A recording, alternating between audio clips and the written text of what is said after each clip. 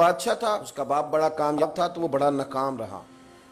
تو بالآخر ایک دن کسی نے اس کو گرفتار کر لیا. بادشاہ ہونے کے باوجود دشمنوں کے قابو میں آ گیا. کس طرح؟ اس کے پاس بندوق تھی گولیوں سے بھری ہوئی. تو اسے اچانک ایک پرندہ نظر آیا تو اس نے ایک گولی نہیں ماری, اس نے ساری بندوق ہی خالی کر دی. اتنی گولیاں برسائیں, اتنی گولیاں برسائیں. قریب وزیر تھا سمجھدار, اس نے روکا بھی. اس نے کہا بادشاہ سلامت, آپ غلط کریں گے. چپ کر, تیری جیب سے خرچ کر رہا ہوں. گولیاں برسائیں تو وہ بندوق خالی ہو گئی. اب پرندہ بھی نہ مرا. جب واپس نکلے تو دشمنوں نے گھیر لیا. اسلحہ پاس کوئی نہیں تھا, گرفتار ہو گیا وزیر سمیت. تو کہا کہ وہ تم مجھے روک کیوں رہے تھے؟ تو اس نے کہا بادشاہ میری جرت تو نہیں, لیکن وہ جو آپ جس کو گولیاں مار رہے تھے وہ پرندہ نہیں تھا, پرندے کا سایہ تھا. آپ نے سائے پہ ہی ساری بندوق خالی کر دی. سوچا سمجھے نہیں, اتنی جلد بازی کی آپ نے کہ پرندہ بھی نہیں سایہ تھا, آپ نے گولیاں مار دی. اور حال یہ ہے کہ اب ہم گرفتار ہو گئے. تھوڑا اگر وقت گزارتے, توقف کرتے, تھوڑا ٹھہرتے, بڑی ساری چیزیں ٹھیک ہو جاتی. میرے رسول کریم صلی اللہ علیہ وسلم کی آپ کبھی چیزیں کھول کے دیکھیں. وہ عثمان بن طلحہ نے فتح مکہ کے موقع پہ کہا تھا میں آپ کو چابی نہیں دوں گا, تو حضور نے فرمایا تو نہ دے, ایک وقت آئے گا میں تجھ سے لے لوں گا. 10 سال گزر گئے. اللہ کے نبی تھے نا, سویرے بھی سارا کو ٹھیک ہو سکتا تھا, پر 10 سال بیت گئے. 10 سال کے بعد جب مکہ فتح ہوا تو پھر رسول کریم نے فرمایا پھر چابیوں کے بارے میں کیا خیال ہے؟ تو وقت تو دینا, آپ کو تو جلدی بڑی ہے. ہمارے نوجوانوں کو بڑی جلدی ہے. بچہ لے کے آتے ہیں, لوگ کہتے ہیں پیر صاحب اس کو درس نظامی پڑھانا ہے. اچھا جی ٹھیک ہے پڑھائیں. سال کتنے لگیں گے؟ 8. کہتے پورے 8؟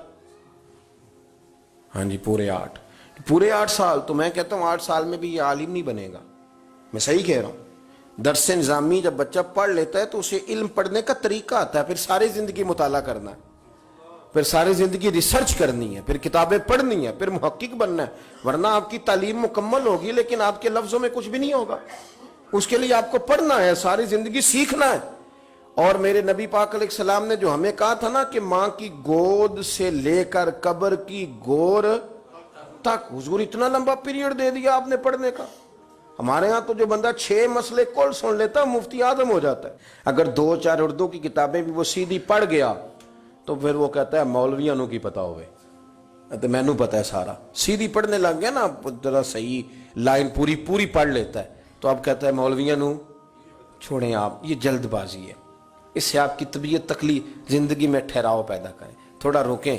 اور میرے ابا جی کہا کرتے تھے پتر وٹا بھی کدھر پیار اوے صحیح پارا ہو ہی جاندہ ہے, لیکن اگر وہ کھڑا نہ ہو, کبھی ادھر بھاگے تو پھر تو جو ساتھ وزن ہوتا ہے وہ بھی اتر جاتا ہے. جلد بازی نہیں کریں, بھاگے نہیں. کبھی بھی آپ بغیر اطمینان کے اپنی زندگی نہ گزاریں, سکون میں رہیں.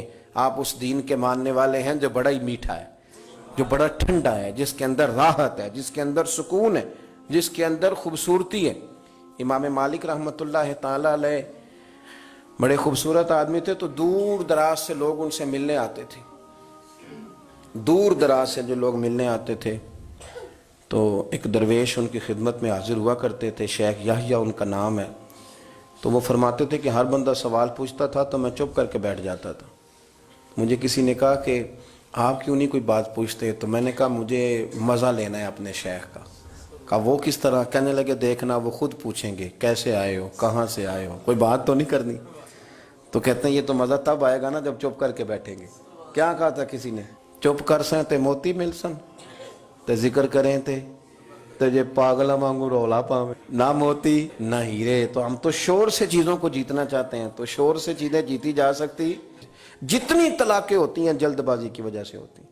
اگر تھوڑا اطمینان ہو جائے, تھوڑا سوچیں, تھوڑا پرکھیں, آزمائش میں نہ پڑیں. قتل کیوں ہوتا ہے؟ غصہ بڑا تھا, میں نے اپنے ہاتھوں سے سزا دینی تھی, میں نے یہ انتظار ہی نہیں کیا کہ رب بھی تو سزائیں دیتا ہے نا, قیامت کو بھی تو عدالت لگنی ہے نا. تو وہ جلد بازی, تلخی ہمارے مزاجوں کی, اس نے ہمیں بڑی ساری جگہوں پہ پریشان کیا ہے. اس لیے حضرت ابو بکر صدیق اپنی زبان پکڑ کے کہا کرتے تھے کہ تو نے مجھے بڑی تکلیف دی ہے, کاش تو ٹھیک ہو جائے تو میرے لیے آسانیاں ہو جائیں. تو جلدی کرتی ہے بات کرنے میں, تو اذیت دیتی ہے تو میں بھی اذیت میں آ جاتا ہوں. ورتل القرآن ترتیلا, یارو ذرا ٹھہرو, ذرا رکو, ذرا سجدہ کرو تو ذرا خوش ہو کے کرو. درود شریف پڑھو تو پھر کیا ضرورت ہے تیزی سے صلی اللہ تعالی وسلم کہہ کے گزرنے کی. ذرا سکون سے پڑھو, سوچ کے پڑھو کہ کس کی بارگاہ میں سلام عرض کر رہے ہو. ذرا رک کے پڑھو, جب ذکر کرو تو ذرا اس کا ذائقہ لو, جب بات سنو تو اس کا لطف لو. جلد بازی آپ کو پریشان کرے گی، خراب کرے گی، چیزیں بگڑ جائیں گی۔ اللہ ہمیں اپنے محبوب کا صدقہ اطمینان قلبی عطا کرے۔